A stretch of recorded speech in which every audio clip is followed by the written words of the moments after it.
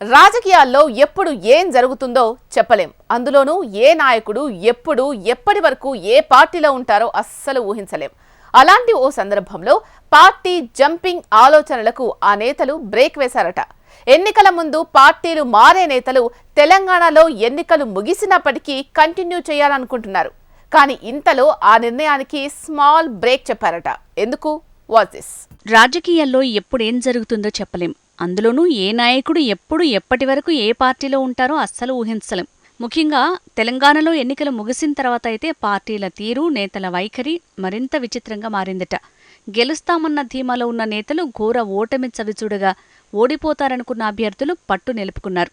అలా దశాబ్ద కాలంగా అధికారంలో ఉన్న బీఆర్ఎస్ పార్టీ ఒక్కసారిగా అధికారం కోల్పోయింది. ఏళ్లుగా పాలనా పగ్గాలు చేపట్టాలనుకున్న కాంగ్రెస్ పార్టీ కల నెరవేరింది. దీంతో రాజకీయవేత్తలు ఏ పార్టీలో ఉండాలో, ఎక్కడ కంటిన్యూ చేయాలో తెలియని అయోమయంలో పడిపోయారట. దీంతో పార్టీ మారితేనే బెస్ట్ అనే ఆలోచనకు కొందరు నేతలొచ్చినట్టు టాక్. ఒక్కప్పటి రాజకీయాల్లో నేతలు పార్టీలు మారాలంటే ఏళ్లుగా ఆలోచించేవారు. అందుకే గతంలో నాయకులు పార్టీలు మారటం చాలా అరుదుగా చేసేవాళ్లు. కానీ ఇప్పుడు అవి మచ్చుకైనా కనపడటం లేదు. పార్టీలు జంప్ అవటం, కండువాలు మార్చేయటం రాత్రికి రాత్రి అయిపోతున్నాయి. ప్రస్తుత సమయంలో ఇవన్నీ సర్వసాధారణమైపోయాయి. టికెట్టు రాకపోయినా, నచ్చని వారికి టికెట్ ఇచ్చినా, సొంత పార్టీ అధికారంలో లేకపోయినా ఇలా ఏదో ఒక సాకు చెప్పి పార్టీలు మారే నాయకులు ఇటీవలి కాలంలో ఎక్కువయ్యారు. అందులో భాగమే తెలంగాణ ఎన్నికలు ముగిసిన తర్వాత కూడా కొందరు నేతలు పార్టీలు మారుతున్నారని జోరుగా ప్రచారం సాగింది. కానీ ఇప్పుడు అలా పార్టీలు మారాలనుకున్న వారు కాస్త టైం తీసుకోనున్నారనే టాక్ వినిపిస్తోంది. అందుకు కారణం కూడా లేకపోలేదని రాజకీయ విశ్లేషకులు అంటున్నారు. రాష్ట్రంలో అసెంబ్లీ ఎన్నికలైతే ముగిశాయి, కానీ త్వరలో పార్లమెంటు ఎన్నికల హీట్ పెరుగుతుందని, ఈ టైంలో పార్టీ జంప్ అవటం మొదటికే మోసం వస్తుందేమో అనే ఆలోచనలో నేతలు పడ్డారట. అందుకే జంపింగ్స్కి స్మాల్ బ్రేక్ ఇచ్చారనే టాక్ వినిపిస్తోంది. ఇప్పుడైతే రాజకీయాల్లో పార్టీలు మారటం సర్వసాధారణం. కానీ ఒకప్పుడు ఒక పార్టీలో పదవులు వచ్చినా రాకపోయినా అదే పార్టీలో ఉండేవారు. కానీ ఇప్పుడు ఆ పరిస్థితి లేదు. నాయకుడికి కోపం వచ్చినా, లేక పార్టీ అధ్యక్షుడికి కోపం వచ్చినా పార్టీ మారేది నాయకులే.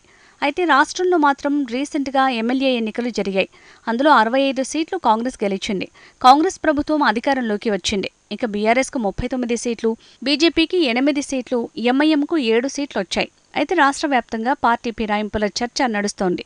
అధికార పార్టీలోకి ఆ ఎమ్మెల్యేలు వెళ్లిపోతారనే టాక్ నడిచినప్పటికీ ఎమ్మెల్యేలు మాత్రం పార్లమెంటు ఎన్నికల తర్వాత నిర్ణయం తీసుకుంటామని అనుచరుల దగ్గర చెప్తున్నారట. అయితే ఇప్పటికే రాజకీయ నాయకులు ఒకరి మీద ఒకరు ఆరోపణలు చేసుకుంటున్నారు. మీ పార్టీ కూలిపోతుందని ఒకరు, లేదు మీ ప్రభుత్వం కూలిపోతుందని మరొకరు. ఇలా ఒకరి మీద ఒకరు ఆరోపణలు చేసుకుంటున్నారు. ఈ నేపథ్యంలోనే కాస్త అయోమయంలో ఉన్న ఎమ్మెల్యేలు ఈ పార్లమెంటు ఎన్నికల తర్వాత తమ నిర్ణయం తీసుకుంటామని ప్రధాన అనుచరుల దగ్గర చెప్తున్నారట. ఎందుకంటే దేశవ్యాప్తంగా మళ్లీ ముచ్చటగా మూడోసారి బీజేపీ అధికారంలోకి వస్తుందా, లేక ఎన్నికల్లో ట్విస్టులా కాంగ్రెస్ ప్రభుత్వం పగ్గాలు చేపడుతుందా అనే రిజల్ట్స్ చూసిన తర్వాత వారు నిర్ణయం తీసుకుంటారట.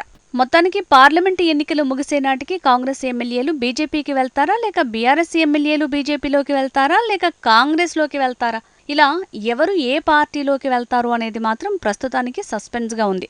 మరి పార్లమెంటు ఎన్నికల తర్వాతైనా ఓ క్లారిటీ వస్తుందో లేదో చూడాలి.